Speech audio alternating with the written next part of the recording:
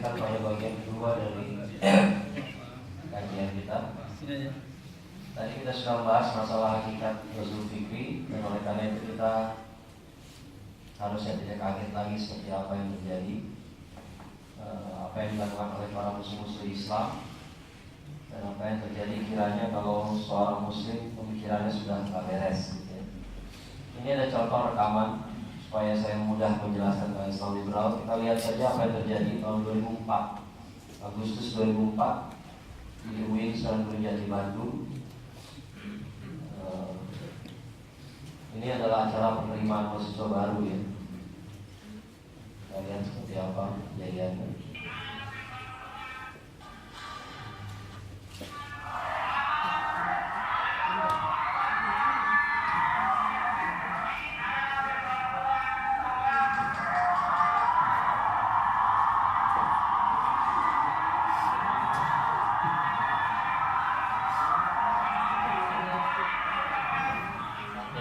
MC-nya, penerimaan mahasiswa baru, MC-nya mengatakan selamat datang di area bebas Tuhan.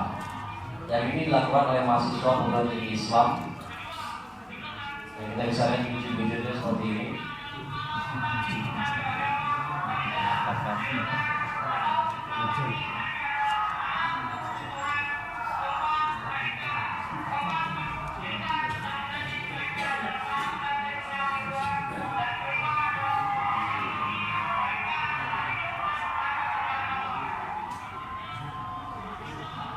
Setelah ini para senior perkenalkan jurusan mereka masing-masing.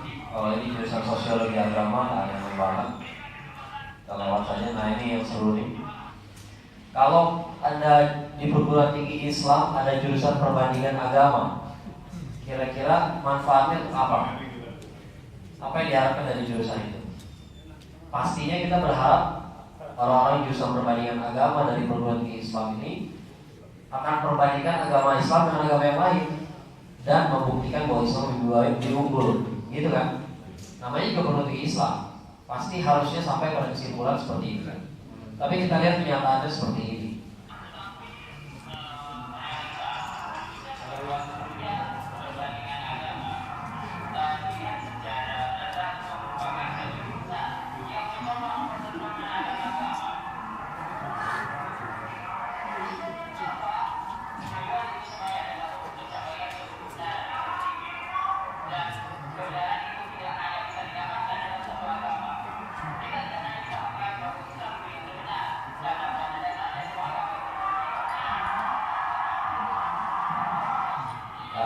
Sudah jelas bahwa dia sendiri tidak berpikiran begitu.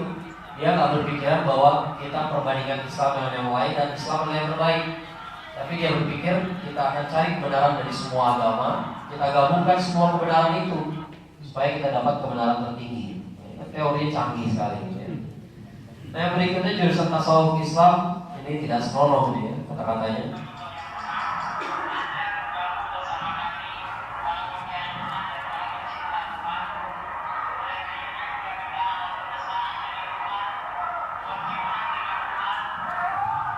Kurang jelas. Dia bilang kita adalah para pecinta Tuhan di jurusan tasawuf Islam ini, dan di sini kita akan bercinta dengan Tuhan, bermesraan dengan Tuhan, dan berciuman dengan Tuhan. Ini kan kata-kata yang tidak ada adabnya gitu ya. Justru kalau dia cinta sama Allah, dia harusnya kata kalimatnya nggak kayak begitu gitu ya. Ini jurusan tafsir hadis.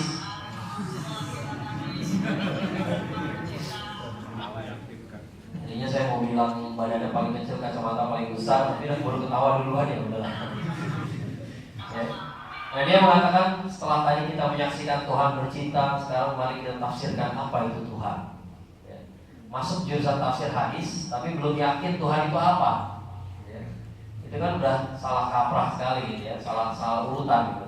Sama kayak orang kuliah fisika, tapi belum kenal Isaac Newton siapa. Belajar matematika tapi nggak tahu Pythagoras itu siapa, itu kan udah salah jurusan namanya. Ya. Semua kita tafsirkan ulang, ya. Semua mau ditafsirkan ulang, kan kacau sekali. Penafsiran yang ada perlu kita tinjau ulang kembali. Apa itu Tuhan?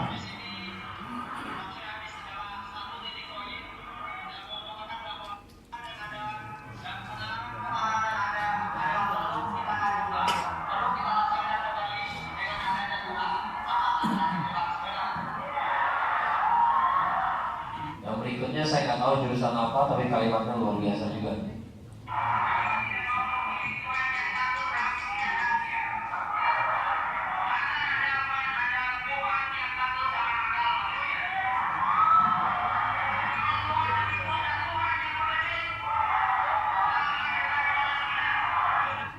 Kami nggak mau dengan Tuhan yang takut sama akal manusia.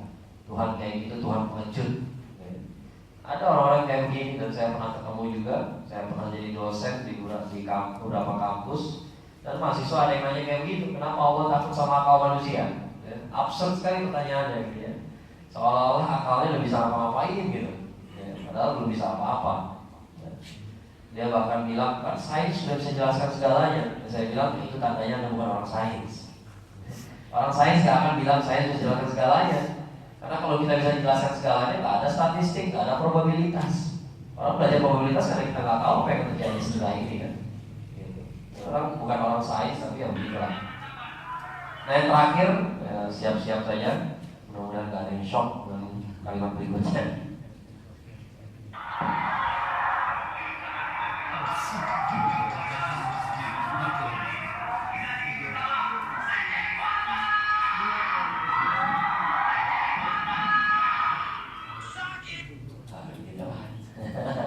Jurusan akidah filsafat gitu ya. Jurusan akidah filsafat bajunya rambutnya gondrong, hitam, panjang gitu kan. Bajunya serba hitam, ngerokok gak beres-beres.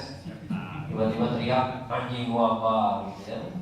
Masih lebih jujur orang yang anak mental yang teriak setan gitu ya. Masih lebih jujur lagi gitu ya. Kelihatan ya.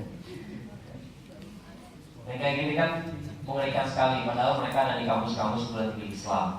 Perguruan tinggi Islam banyak yang keadaan seperti itu. Walaupun nggak semua kayak begitu, banyak orang soleh juga di sana. Tapi secara sistematis mereka dibikin seperti itu. Mereka dibikin seperti itu.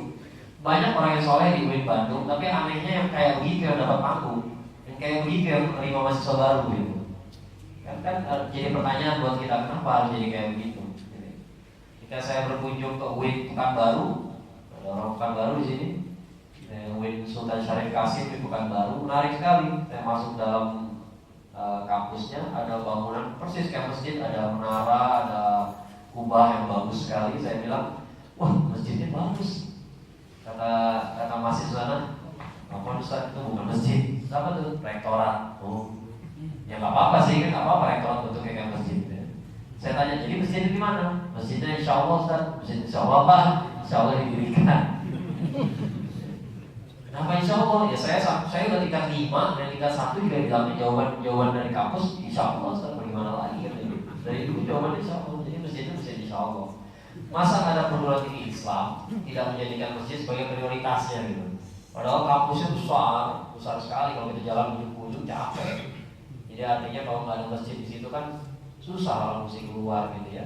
Lain kalau kampusnya cuma ruko doang ya nggak apa-apa, nggak ada masjid gitu ya.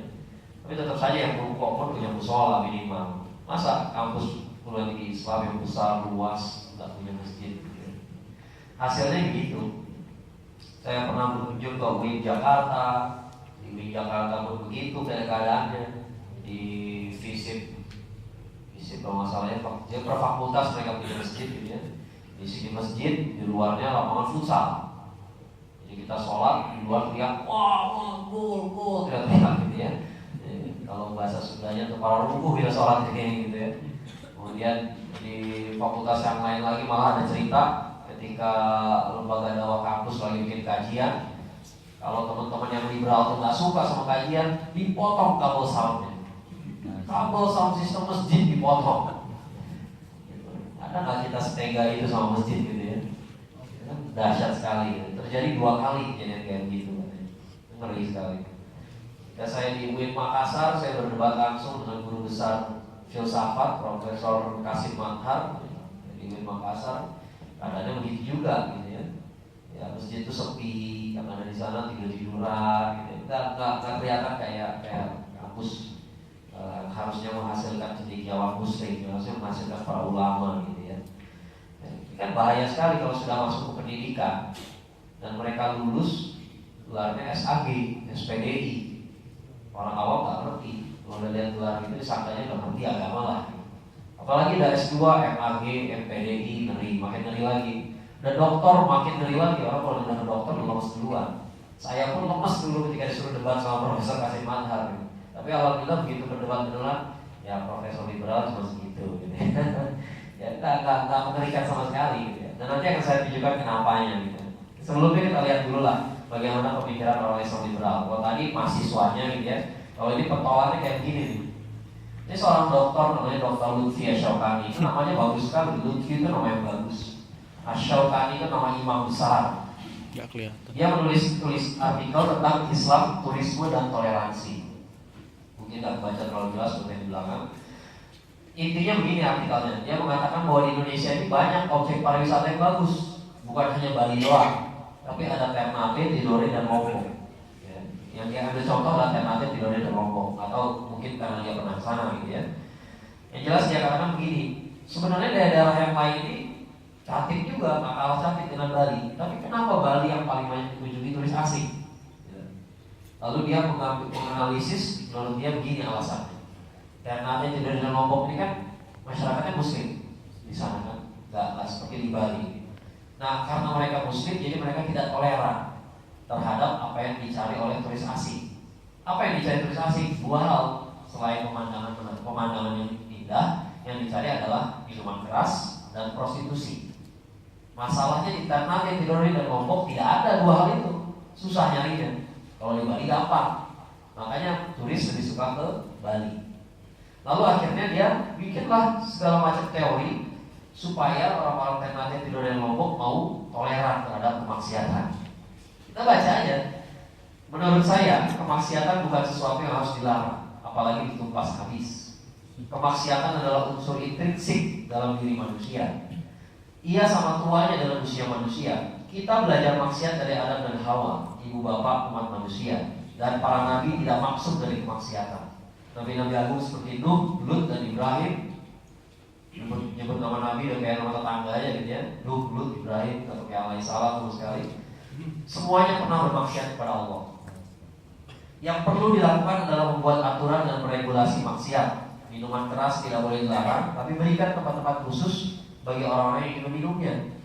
Prostitusi tidak boleh dimusuhi, tapi berikan tempat atau lokalisasi yang wajar. Yang diperlukan di sini bukanlah sikap benci dan permusuhan, tapi toleransi dan kerendahan hati. Ini bicara maksiat ya. Jadi kalau kita melarang maksiat, kita tinggi hati bukan rendah hati gitu. Ini kan udah rusak konsepnya, cara berpikirnya. Sama persis seperti ketika di kaum para nabi, kaum Nabi Lut alaihissalam, kaum Ad, kaum Madian, semua kalimatnya kayak gitu. Ketika diperingatkan oleh para nabi, jawaban mereka adalah, kamu hanya ingin mensucikan diri saja. Mensucikan diri itu maksudnya, kalau bahasa sekarang tuh gini, lu sok suci. Lu sok suci. Jadi kalau kita ingin bersih, kita dibilang sok. Ya, ini kan tipikal orang yang banyak dosa ya. Kalau banyak dosa selalu gitu ngomongnya gitu ya. Di setiap peradaban, minuman keras dan prostitusi menjadi bagian dan tak terhindarkan. Kehidupan manusia bukan melulu tentang kitab suci, sholat, dan mengaji. Meminjam ungkapan seorang teman yang mengerikan sekali, meminjam ungkapan seorang teman, sebagaimana energi kesalihan harus disalurkan, energi kemaksiatan juga harus diberi saluran agar tidak meledak dan tercecer di sembarang tempat. Ketika saya baca artikel ini pertama kali, komentar saya adalah, ini laki-laki yang ngotot habis-habisan membela prostitusi. Kalau istrinya punya akal sehat, harusnya dia panik sekarang. Ada laki-laki mau mati-matian bela prostitusi, harusnya istrinya panik kalau baca ini. Kalau dia punya akal sehat ya, kenapa suami saya membela pelacuran segini-gini amat? Pelanggan kah? Sampai tercacar loh. Tercacar sebagai kalimatnya itu udah enak banget gitu kalimatnya gitu ya. Nggak ada gitu. Bahkan pelanggan yang sesungguhnya pun malu biasanya gitu ya. Malu, nggak semua pelanggan prostitusi itu mau bela kayak begini terbuka gitu ya, secara terbuka. Tapi ada yang kayak begini, dan ini dokter lulusan